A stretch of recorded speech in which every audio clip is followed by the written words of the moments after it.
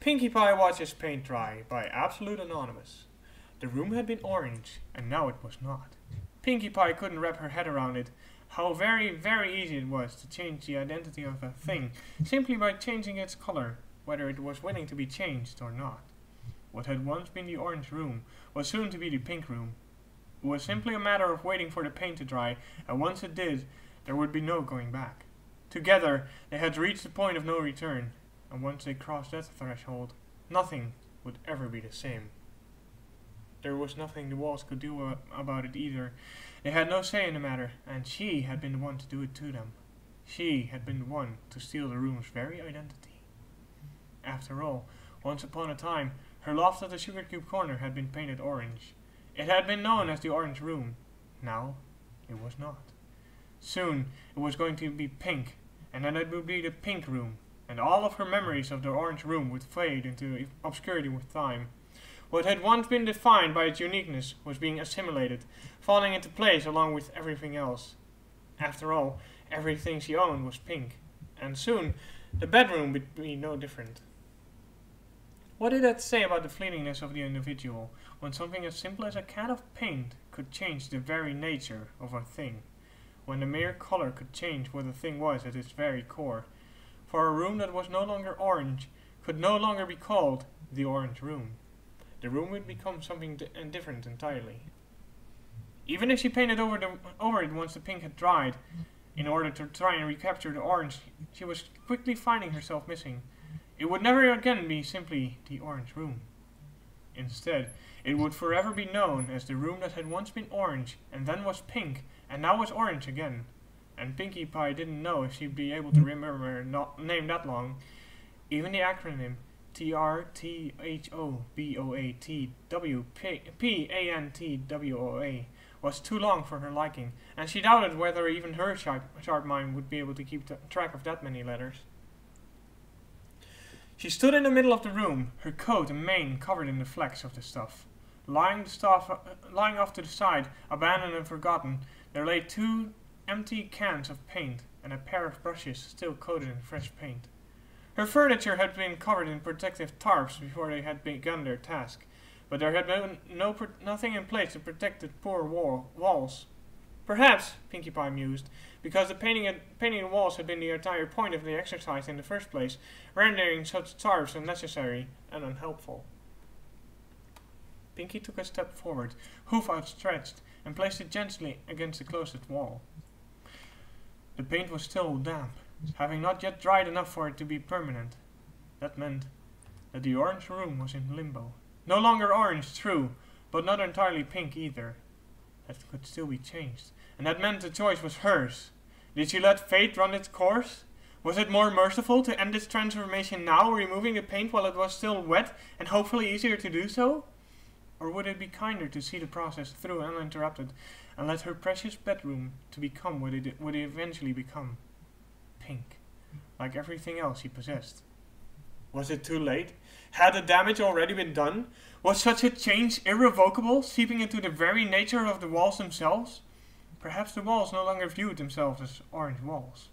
Perhaps they had begrudgingly accepted their destiny as pink walls, and would resent her for altering them any further if she chose to do so. Pinkie Pie wanted to make amends, but she didn't know how. She didn't know how to make it up to the poor walls. After all, she had already changed them too much, had already stripped them of their identities. If she went any further, what would become of them? If paint had such power, then what could it do to her? Wide-eyed, Pinkie examined her hoof, bright pink, like the rest of her. But now it was streaked with pink paint polka dotties as well. If paint could change the very essence of a thing, what would it have done to her if the paint had been green, or blue, or burnt sienna instead of pink? It had been a very fortunate coincidence that she just happened to be her own favorite color, one that she would forever be grateful for. But if that hadn't been the case, she couldn't even begin to imagine what it would have meant. If the paint she had chosen had been any other color, then accidentally becoming covered in it would have been changing her, just as the 4 walls surrounding her had been changed. She wouldn't have been a Pinkie Pie covered in pink paint polka dotties the way she was now. she would have been a blue polka-dotted, almost Pinkie, but not quite. She wouldn't have been a proper Pinkie Pie at all, and if she'd been stained in blue, and if she wasn't necessarily a Pinkie, if that wasn't a static thing, and if it was so easy to change a disguise, then who was she? If she wasn't a full-blooded Pinkie Pie, then she didn't know what she was at all. She certainly couldn't be a bluey, or a greenie, or a burnt sienna-y. She had been a Pinkie all her life after all, and she was exceptionally good at it. Being a Pinkie Pie was all she'd ever known, all she could ever trust herself with, all she ever wanted. She couldn't bear the thought of some kind of forced change claiming her identity. But wasn't that what she herself had done to the orange room? She had taken it upon herself to change it, potentially against its will. For the better she had believed at the time, but now she was quickly coming to regret it. But perhaps all she'd done was steal its identity and force a new one upon it, one that it had no option about. The orange room was no longer the orange room. Pinkie Pie might no longer be Pinkie. All it took to change a thing in such a way was a simple can of paint. Almost hesitantly, Pinkie Pie once again touched the drying paint, only to find that it was no longer wet to the touch. It was too late then. The deed had been done, and the orange room was gone forever. In its place, there was nothing left but pink. See, I told she was being weird. How long has she been standing there? Rainbow Dash and Twilight Sparkle stood in the entrance of Pinkie Pie's bedroom, watching her in wide-eyed fascination. Well, Twilight was, at least. Rainbow was scowling. I don't know, almost an hour, I guess. She wanted to paint her room, so I said I'd help. And we started painting, and then suddenly she just started staring at the walls, looking scared and saying stuff like, "What have I done? What have I done? I'm so sorry," and acting all crazy. And then she started doing this. Are you sure she just isn't being Pinkie Pie? Twilight ventured. From her perspective, all she could see was the pink pony standing perfectly still in the middle of her room, a glazed look in her eyes, as though she were deeply lost in thought. That would have been alarming enough under ordinary circumstances, but with Pinkie Pie it was especially so. Pinkie Pie wasn't exactly the kind of pony prone to bouts of deep philosophical thought, and the unicorn had to acknowledge that seeing her in the midst of such contemplation was a tad worrisome. Pinkie Pie doesn't act crazy like this. Pinkie Pie acts crazy by jumping around and talking about random stuff. Since when does she get all moody? There was a brief silence while the two of them watched their friend continue to stand perfectly still. She might have not even have been breathing. They had no way to tell.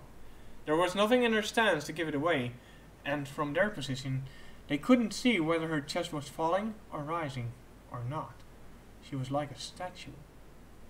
You just wait. Her hair's gonna go flat, and she'll start talking to rocks any second now. Rainbow Dash muttered rather darkly after a moment of this. Why was she apologizing? I have no idea! Once she started crying after eating a cupcake because she missed it. Maybe she felt bad about painting the walls? That's silly. So, what do we do? Dash asked, again peering through the doorway at the stoically tragic figure of the mournful Pinkie Pie, alone except for the alligator absently gumming on her tail with vacant eyes. The alligator, though normally borderline catatonic and gifted with dubious amount of sentience, was currently more active and lively than his normally energetic mistress. I'm not sure, Twilight confessed, searching her head and frowning. She liked to believe that she was rather intelligent, but even she had to confess that Pinkie Pie was an enigma. No pony had ever known why she did the things she did, let alone how to make her stop. If Pinkie Pie had decided to stop being a whirlwind of pure energy and instead fall into some strange state of melancholy, who was she to judge? It looks like she's having some kind of overly introspective internal monologue, but I can't really tell. What? What kind of an agate are you? Aren't you supposed to be good at fixing this kind of thing? Twilight shrugged helplessly, and Rainbow Dash rolled her eyes before stomping away. She could have easily flown down the stairs, but she seemed determined to make as much of a noise as possible in order to emphasize just how fed up she was. And so she stormed down the stairs, shaking the entire house. For a minute or two, Twilight remained in the door, watching her friend somewhat curiously. She was yet to solve the puzzle of Pinkie Pie's existence, and this was just another mystery regarding her strange friend. But like all intellectuals, she knew how to pick her battles. Pinkie Pie was a case she may never solve, and there would be no point in straining herself to try. So instead, she would observe and see what she could learn about Pinkie Pie's currently curious state for future reference. She wasn't entirely sure on why Rainbow Dash had come to her for help, but the egghead comment made her suspect that the Pegasus had thought she would know a spell to snap Pinkie Pie out of this unprecedented lucidity or something. But the super pink pony was almost hypnotic. Seeing the normally spastic baker so subdued for once had a strangely relaxing effect, and Twilight almost didn't want it to end, truth be told. It was peaceful. She was a murderer. Or, at least, if the orange room had been an actual pony instead of a studio apartment, his blood would have been on her hoofs as a result of what she'd done to him. Only, in this case, it wasn't blood, it was paint. Actually, maybe that didn't work. If she had stripped the old orange paint, rather than just paint over it, then that old paint might have been the blood of the room, and then the metaphor would have worked. Since the paint on her hoofs was new paint, it was more like she had given the orange room new blood, rather than shedding its old. So instead of having murdered him, it was like Pinkie Pie had given him too much life, and it had overwhelmed him with its unbearable liveliness.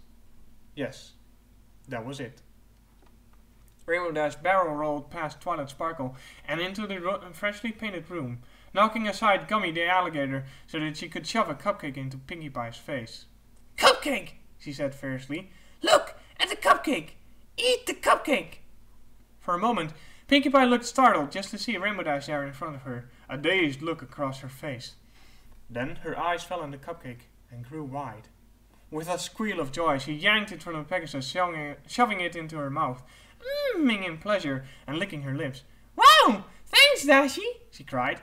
"That was yummy! I haven't had a cupcake in like forever! I totally needed one!" Rainbow Dash grinned, looking triumphant. "Mr. and Mrs. Cake said that you get like this sometimes when you don't have enough sugar, and then you start slowing down and watching grass grow and stuff, and all it takes to snap you out of it is a cupcake," she explained with satisfaction. "So, you're good now? Back to normal?"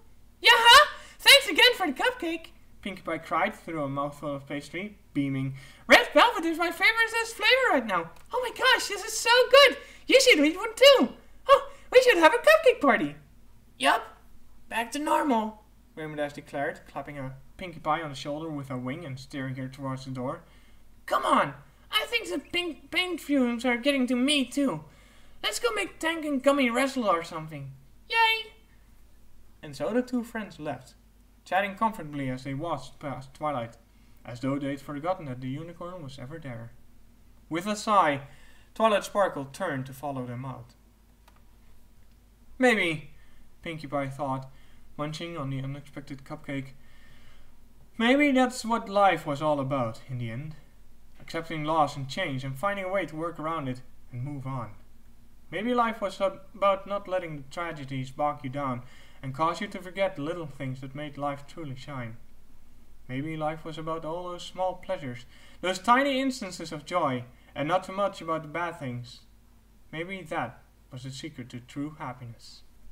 And so, Pinkie Pie exited the formerly orange room with no lingering regrets, not looking back to what she had left behind even once, instead choosing to look only forwards, to bright future ahead, to friends, to delicious, tasty cupcakes with sprinkles.